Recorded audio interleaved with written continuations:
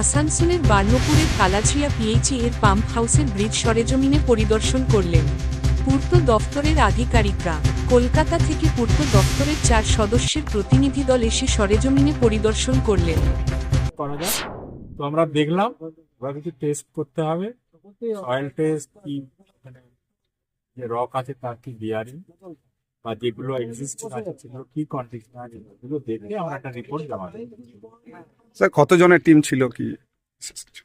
4 জনের টিম ছিল। এর আগেও তো একটা টিম এসেছিল বর্ষা। জাস্ট প্রিলিমিনারি দেখতে হয়েছিল, এখন আমরা কি রেস্টোর হবে, কিরকম কি টাকা খরচ হবে সেই দেখতে হয়েছিল।